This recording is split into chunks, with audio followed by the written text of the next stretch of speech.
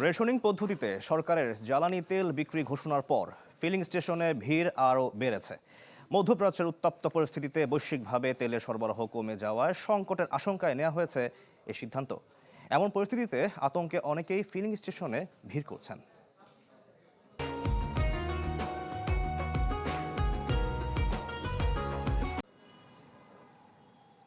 জাতীয় সংসদ ভবনের ৩ পাশ ঘিরে দাঁড়িয়ে থাকা এসব গাড়ির অপেক্ষা তেল সংগ্রহের জন্য। ফিলিং স্টেশন নগরীর আসাদ গেট হলেও গাড়ির সারি ছাড়িয়েছে জিয়া উদ্যান, বিজয় সরণি মোড় হয়ে খামারবাড়ি পর্যন্ত।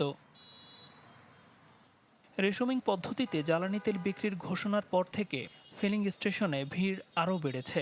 মধ্যপ্রাচ্যের পরিস্থিতিতে বৈশ্বিক জ্বালানি তেলের সরবরাহ কমায় দেশের বাজারে তৈরি হয়েছে এমন সংকট। আতঙ্কিত হয়ে ফিলিং স্টেশনে আজ দেখা গেছে ভিড়।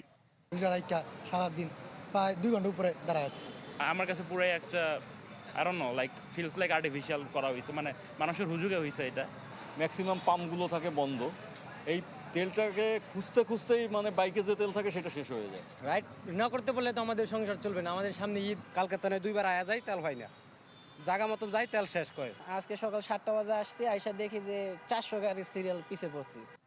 মোটরসাইকেল দিনে 2 লিটার পেট্রোল বা অকটেন, ব্যক্তিগত গাড়ির ক্ষেত্রে এ সীমা 10 লিটার পর্যন্ত নির্ধারণ করে সরকার।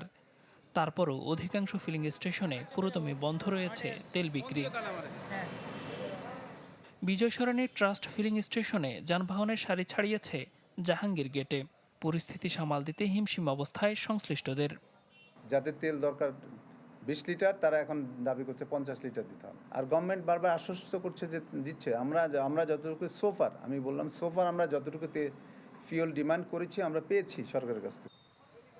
দেশের জ্বালানি তেলের চাহিদার 95%ই আমদানি নির্ভর। দিলওয়ার দুলন, চ্যানেল 24, ঢাকা।